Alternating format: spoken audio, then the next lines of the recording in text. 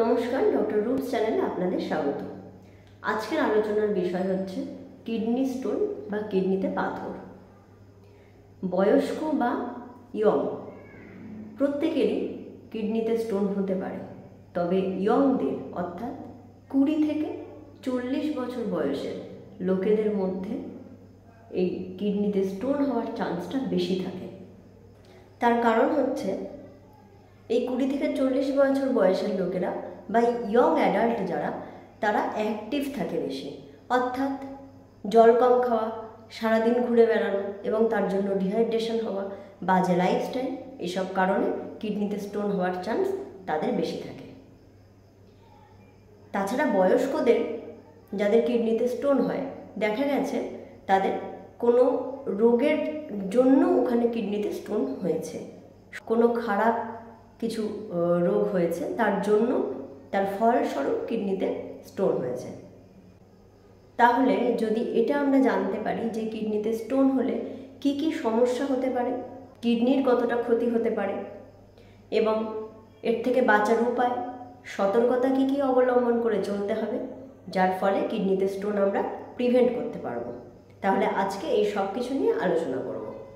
Kidney, urinary bladder আর ureter, এই তিনটে জিনিস এই যে কোনো জায়গাতে কিন্তু স্টোনটা হতে পারে। অনেক সময় কিডনিতে স্টোন হয়, সেই স্টোনটা ইউরিনারি ব্লাডার বা ইউরেটার যে কোনো জায়গায় চলে যেতে পারে বা জায়গা আটকে যেতে পারে, ব্লক হয়ে যেতে পারে। অনেকে বলে পাইপে স্টোন হয়েছে, অর্থাৎ এই ইউরেটারটাকে সেক্ষেত্রে পাইপ বলা হয়। কিডনি স্টোন যেগুলো, কত ধরনের স্টোন হয়, সবথেকে কমন স্টোন হচ্ছে ক্যালসিয়াম অক্সালেট স্টোন, এছাড়া ইউরিক অ্যাসিড স্টোন আছে।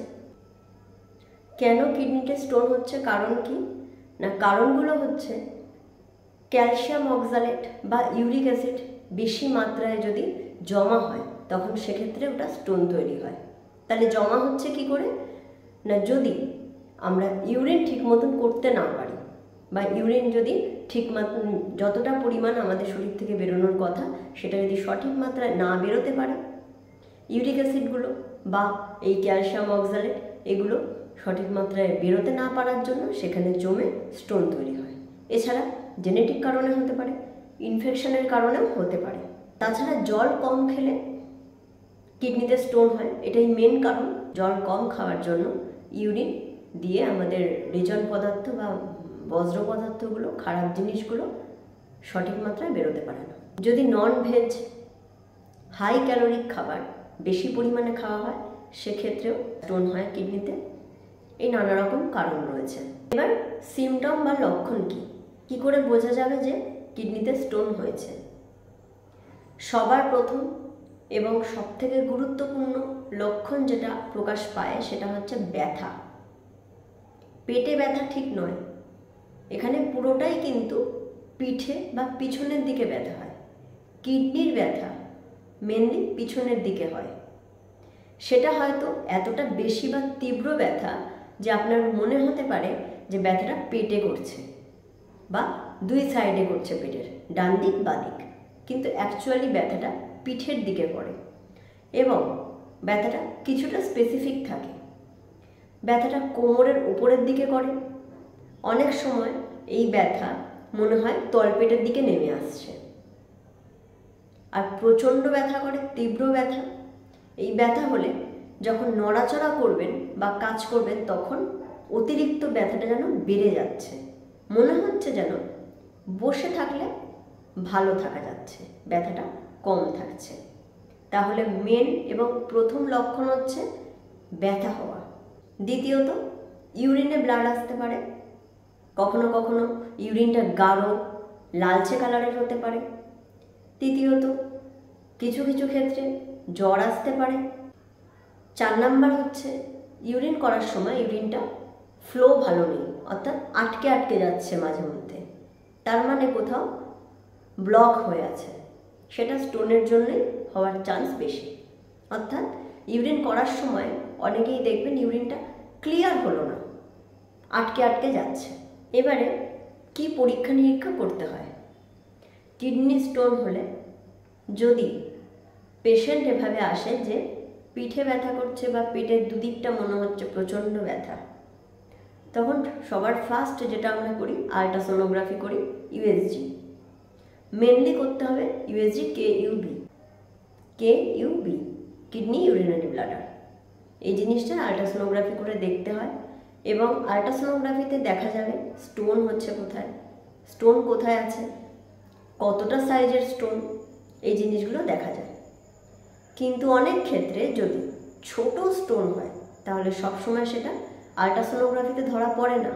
তার জন্য এর চয়েস হচ্ছে বা বেস্ট ইনভেস্টিগেশন হচ্ছে সিটি স্ক্যান অফ কেইউবি, অর্থাৎ CT scan of kidney urinary bladder.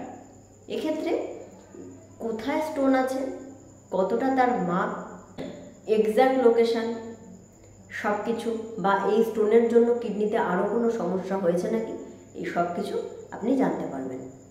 এছাড়া ইউরিন টেস্ট করতে হয়, ইউরিনের REMECS, অর্থাৎ ইউরিনের রুটিন এক্সামিনেশন, যেটাতে আপনার ধরা পড়বে ইউরিনে কোনো ইনফেকশন আছে নাকি। এবারে ট্রিটমেন্ট কি? কিডনি স্টোন বা ইউরিনারি ব্লাডার, কিডনি বা ইউরেটার যে কোনো জায়গায় স্টোন হলে যদি স্টোনটা ছোট থাকে অনেক সময়, মানে যদি 5 থেকে 8 mm এর মধ্যে থাকে, তাহলে অনেক ক্ষেত্রেই বেশি বেশি জল খেলে বা কিছু ওষুধ খেলে সেটা বেরিয়ে যায় বা স্টোনটা গলে যেতে পারে। বেশি জল খাওয়া অর্থাৎ 2 থেকে 2.5 লিটার জল খেলে অনেক সময় ছোট স্টোন বেরিয়ে যায়। কিন্তু যেগুলো 1 সেন্টিমিটারের বড় স্টোন হয় বা 1 থেকে 1.5 সেন্টিমিটারের মতন স্টোনের সাইজ হয়, সেক্ষেত্রে সেটা জল খেয়ে বা কোনো রকমের ওষুধ দিয়ে বেরোতে পারে না। তাই সেক্ষেত্রে কিছু সার্জিক্যাল প্রসিডিওর করতে হয়। মেনলি এটা মনে রাখতে হবে যে কিডনি স্টোন যদি ছোট স্টোন না হয় তাহলে সেটা একটা সার্জিক্যাল প্রসিডিওর। কিন্তু সার্জিক্যাল প্রসিডিওর এতটাই সহজ এবং এতটাই সুন্দরভাবে হয় যে তার জন্য কোনো কাটাছেঁড়া করতে লাগে না। কিছু পদ্ধতি আছে, একটা আছে ESWL, অর্থাৎ সেটা বাইরে থেকে মেশিনের সাহায্যে স্টোনটাকে ভেঙে দেওয়া হয় এবং তখন সেটা আস্তে আস্তে বেরিয়ে যায় ইউরিনের মাধ্যমে। আর তাছাড়া যেটা আরও একটু বড় স্টোনের জন্য সেক্ষেত্রে PCNL, অর্থাৎ এই প্রসিডিওরে ফুটো করে ভিতরে একটা যন্ত্র ঢুকিয়ে স্টোনটাকে বার করে নিয়ে আসা হয়।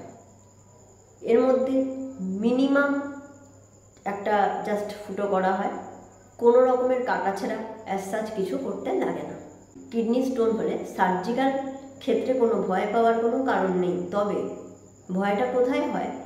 যাদের একবার কিডনিতে স্টোন হয়েছে তাদের কিন্তু রিকারেন্সের চান্স থাকে, অর্থাৎ আবারও হওয়ার চান্স থাকে।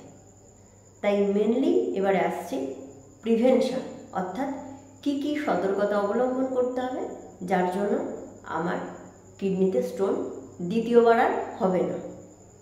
সেই প্রিভেনশনগুলো এবং কিছু ডায়েট, কিছু খাবার সারা জীবন মেনটেন করতে হয় যাদের একবার কিডনি স্টোন হয়েছে। সেই প্রিভেনশনগুলো জেনে নিন। প্রথমেই হচ্ছে দিনে মিনিমাম 2 থেকে 2.5 লিটার জল খেতে হবে।